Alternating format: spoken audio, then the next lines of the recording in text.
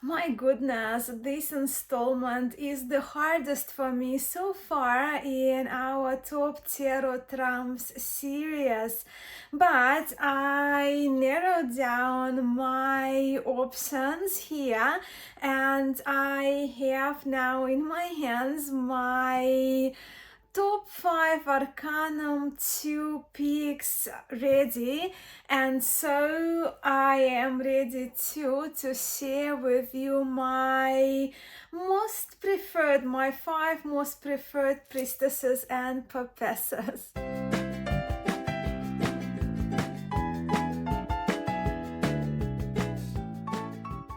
Hello friends, I am Masha. I hope you are well. First of all, thank you so much to all of you who are participating in this Top Tarot Trumps tag and our year-long series here on YouTube, and I know quite a few of you are doing it on Instagram. I am so smitten and so grateful to you all for your wonderful responses to this tag, and I mean it when I say it that watching your VRs and reading your comments have become one of my most favorite things to do in my spare time, especially when it comes to YouTube. Another 2 weeks now have passed since my top 5 crafty magicians video. I went with the crafty theme then, and this video is the 3rd installment already, and I'm here today to chat with you about my current most preferred priestesses and popesses. If you watched my last video with the theme for the magician, you probably remember that I prefer my magicians crafty, arty, and entertaining. I prefer them highly dexterous. When it comes to my high priestesses and popesses, Arcanum 2 cards, depending right which tradition we referring to in tarot. But yeah, when it comes to Arcanum 2, I love them, mysterious and studious, dreamy, and secretive at time. I like my priestesses and popesses, knowledgeable as they are, wise and spiritual, and those are all of course the qualities that help me to determine my choices of 5 iterations of the priestesses and popesses cards that I have prepared with me to share with you today. For me also, I see this Arcanum 2, right, the High Priestess card or the Popess card, as the seer, right, so the seer of the scene and what's in between. I also, as you know, I do have interest in tarot history and evolution, especially when it comes to the trumps of the tarot, of our tarot. So now I'm going to take the first part of the video. In the first part of the video, I will kind of with you together. I would like to look at the cards from my oldest decks to my more contemporary ones, so we can in some way, like in very brief way, right, to look at the evolution of the Arcanum 2 cards from 2 of the earliest Italian decks up to the modern contemporary decks that are fairly popular right now among tarot community. So we begin with these 2 earliest surviving hand-painted and very similarly depicted popesses from the 15th century, and this one, of course, you may recognize. This is the La Popessa, the Popess card from the Visconti Sforza Tarot. Even from these 2 earliest Popesses, Arcanum 2, as we know of it today, cards, we already with the mysterious origins of Arcanum 2, the Popess and Tarot.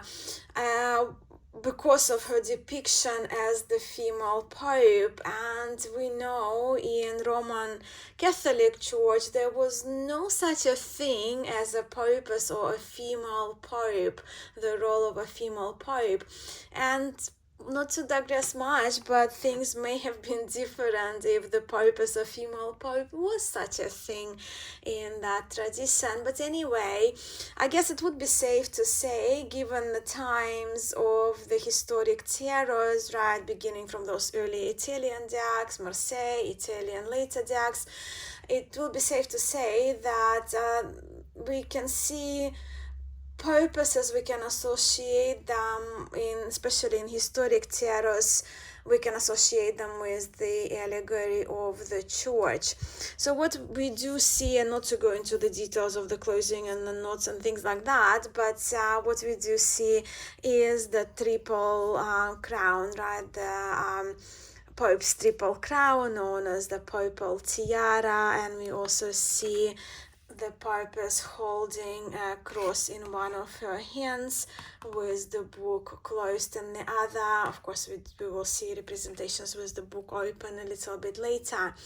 So they are the two hand-painted ones. And then when it comes to slightly later, and we are here with around 1500s, Rosenwald, and then the Budapest tarots, the Popess is depicted rather similarly, of course, not hand-painted, beautiful art style, but rather the wood block that these decks come from the sheets, of course. But the tiara is there, the robes are there, but the cross has been replaced by the key. And while this Popess, Rosenwald Popess, has the book closed, the Budapest one is given a bishop's crook. In the gaming tarot, right, and I'm talking about the Italian tarocchino, the game of tarot key, the Popess cards ceased her existence, I trust, before the mid-18th century, where she was replaced by Moor, and a few cards been replaced by Moors, but I don't have the examples of those, and also they kind of relate to Bolognese tradition. But if you're familiar with the Metelli, so the later 17th century tarot, instead of a Popess and Pope, we are with two Popes, as this deck does not feature a Popess card. However, when it comes to the Marseille lineage of tarot, whether it's been French or Italian decks, historic decks that follow the so-called Marseille pattern, the Popess remains throughout the ages. Of course, the book, now we see her book is open, and the cross, the crook, the key from her hand have been removed. But the card is still, right, featuring the female pope, and we still see the triple crown.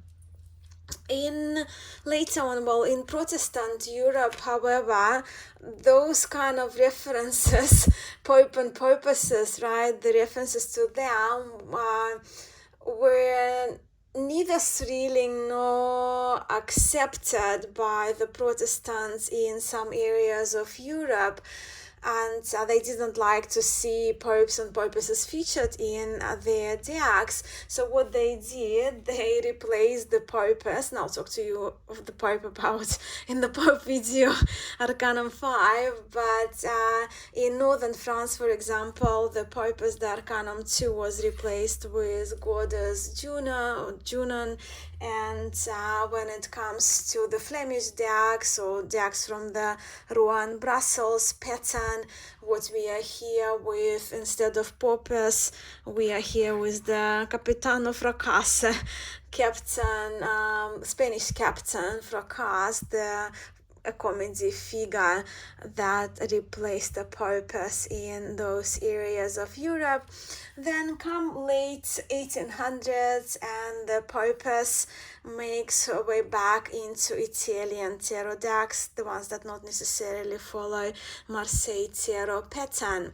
Then, of course, next, towards the late 1700s came the French occult with Antoine Coeur de Gibelin beginning to shift the title of Popess, Popess, La Popessa, or Popess, La Popessa, I don't know how to pronounce it in French, but the Gibelin began to shift the title of the Popess to High Priestess, as he was an occultist, which of course in the late 1800s we have the title of Arcanum 2 becoming High Priestess as the occultism began to establishing itself in England with the Order of the Golden Dawn leading the way, with possibly most recognized High Priestess ever depicted being the one that was the art illustration by Pamela Coleman Smith, coming from Smith Waite Tarot, with another rather iconic one being from Crowley's Lady Frida, Arthur Crowley and Lady Frida Harris's Thoth Tarot, with both of them of course have added elements that I'm not going to go into in this video. Fast forward many years, in our current modern world, we are spoiled for options. Not only these days, we have a rather easy access to the historic traditional Popesses that I have just featured here, but also Arcanum 2 character is, our Popess Arcanum 2 has evolved throughout the ages, and today we can encounter our Popesses or High Priestesses as powerful sorceresses, as we see in Druidcraft Tarot, or we can see her as a witch with her tarot cards and the cat. We also see her depicted, another depiction with tarot cards, but this is the artist of one of the tarot's newer elements tarots. So we see a more contemporary person in half lotus position with her tarot cards. Also, we may encounter the High Priestess or Popess as the nature practitioner in in nature, in the forest. We do see moon associations with her now depicted in the cards, and sometimes we do have that traditional key that we witnessed in the 1500s deck. Also, even we can find her as an Egyptian goddess, Isis, right? That was, I trust, was the occult idea, right, for the High Priestess. And this is just to mention a few. So my first Popess is from the Visconti Sforza Tarot, and I have just featured these cards in this video. So behind, despite the mystery behind these cards, painting historically, and despite her having this rather strong Roman Catholic appearance, I adore this Popessa. I chose this representation of the Popess not only because she is one of the two earliest exquisitely painted, in my view, historic Popesses, right, earliest ones, but also I selected this particular Popessa, La Popessa, because of her calm and peaceful, meditative, Zen-like, if you will, gaze and presence, and these are the qualities I myself would like to embody. On top of that, I also have this nostalgic reason to begin with this Popess from the Visconti Sforza, as I now have a great affinity with Visconti tarots after my trip to Italy last year, where I had a very unique opportunity for viewing the original cards from Visconti Brambilla and from Visconti Sforza tarots. Haven't seen the original Popess because I trust she would be in Pierpont Morgan Library, I trust, in the US, but I did see original Visconti other cards in Pinacoteca di Brera in Milan and later in Bergamo at Accademia Carrara. So these cards for me, well, those cards that I've seen, the original ones, right, they are above and beyond the beauty of original historic tarots I ever imagined. So this card is very special to me now. Okay, moving on to my next Popess, and the next one I had to include the Popess from the Jean Noblet Tarot de Marseille. Well, because it feels like home. I do have a few versions. This is the handmade one, the backs, from Agnes Kaplev, Cartagram. This one is from Tarot Sheet Revival, Sullivan Hismans. Artisan Tarot has made their own version of Noblet, but my first Noblet was Jean-Claude Tournois, so this is the version that was my first. And as I mentioned, this Popess from Jean Noblet Tarot feels like home to me, and I had her stalking me for a long time, and I don't mind her. I'm all for it, for this card being my stalker. But Jean Noblet Tarot is very special to me, as it has been my main deck for learning to read with Marseille Tarot, and remains possibly my most used deck when I read for myself.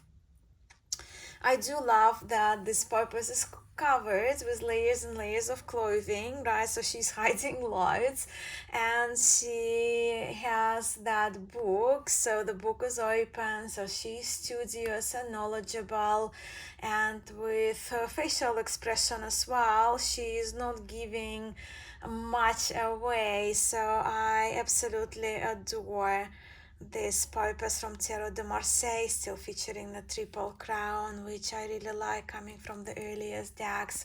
Now I'm done with my historic Popesses, which I limited myself to 2 only representations today, and my last 3 iterations of Arcanum 2 will be 2 High Priestesses and 1 Arcanum 2 renamed.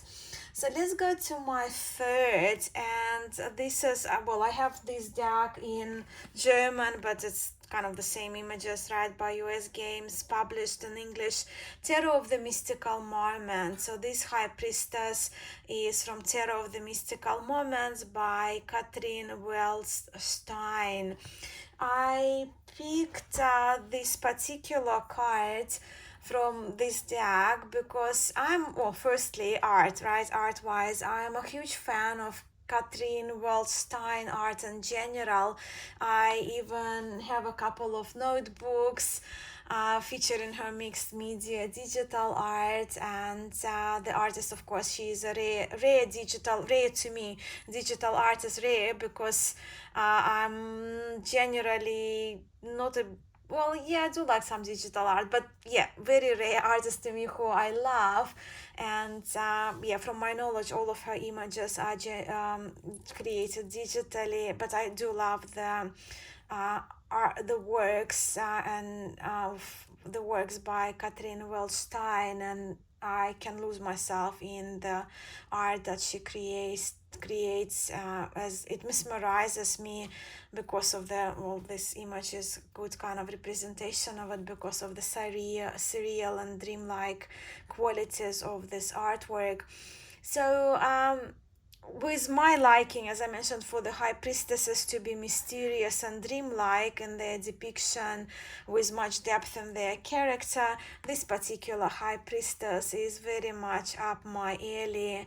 I absolutely adore this image of this high priestess who is standing between two curtains, behind which we do see the shining crescent moon and the starry night sky, and behind those curtains, I want to think the great mysteries are hidden, along with the hidden from us as viewers knowledge and potential that this high priestess possesses. She's like almost the guardian, right? It kind of looks like she guards the mysteries behind her, and the knowledge, that higher knowledge that is not visible to an eye. I do feel in these cards that I can lose myself in the depth of the blue tones, especially of the night skies and deep ocean waters in this particular image. And for me, these deep blues are suggestive of the depth of her self-awareness, of her self-knowledge, of her heightened awareness. And being an ocean lover myself, I do love seeing the beautiful waters here, but also I do love the shell here. I have fascination with shells, so yeah, I do like that she is wearing this shell necklace. I want to think that she listens to those whispers that it can possibly provide, even further that it helps her to tune into with her innate wisdom and truth. But then the location of this necklace is the throat chakra, Vishuddha in Sanskrit, which as a yoga practitioner I resonate with deeply. And the throat chakra, of course, is that center of clarity and inner truth. It's about finding one's authentic voice, having that ability to listen with attention, to express ourselves effectively. And on top of that, I do very much love the vintage feel of this particular depiction, characteristical to Catherine Waldstein's digital art. And my fourth high priestess is from the Tarot of the Abyss by Anna Turian. I initially had 10 Priestess Popess cards picked, but as I was narrowing them down, I absolutely had to include this high priestess from the Tarot of the Abyss by Anna Turian. I love that this high priestess is depicted in the dark of the night, and while she is standing, there is that peace and quietude that she exudes, looking straight ahead at us. I am not going to deny, but I do very much like to see myself as the high priestess, as the priestesses Arcanum too.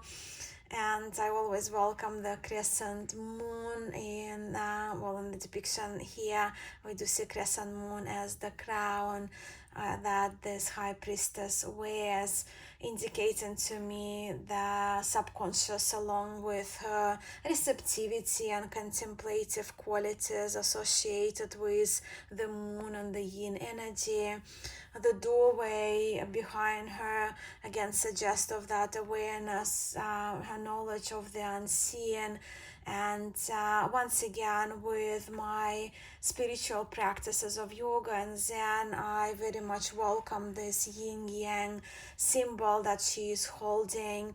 I do very much love Anna's reference to 3 keys at the waist of this high priestess, that in her book Anna says that these keys are to unlock the soul, the mind and the heart.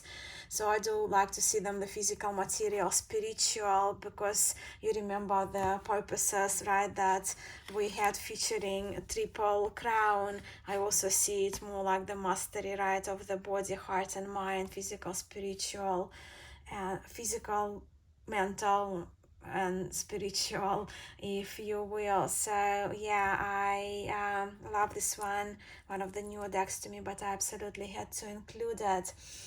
And as for my last High Priestess, here we are with the older representation of this Arcanum, which comes with the change of the traditional card title from High Priestess to the Wise Woman, and I love her.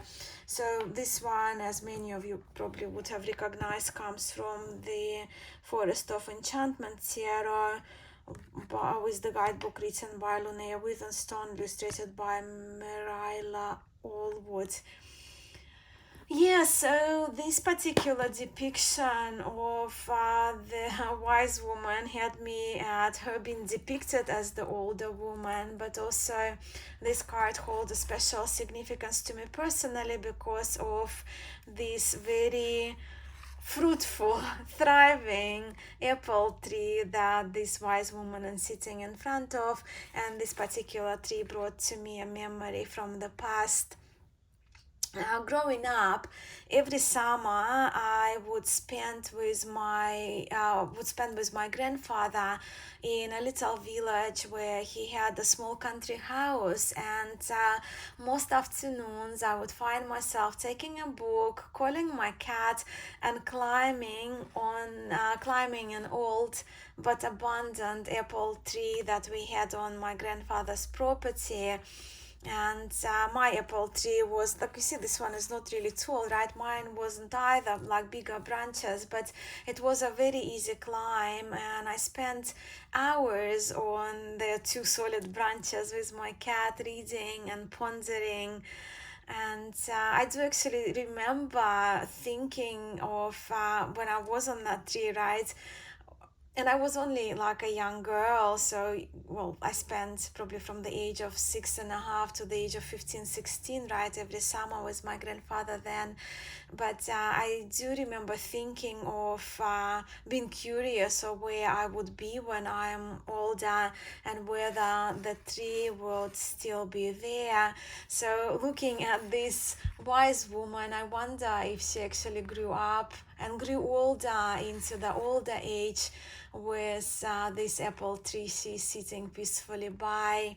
She is shown here as a caster, right? So she's casting feathers and bones and other charms. And I love seeing it in this card because it does suggest to me that we can ask this wise woman for guidance or to be of guidance if these cards represent us in the reading. And of course, with this wise woman being a more mature representation of the priestess, not only being older, being more mature, not only I think she would have deep knowledge of the unseen, but given her position in the major arcana, of course, as the Arcanum too, but also this wise woman may possess wisdom of knowledge of life because, well, she has lived.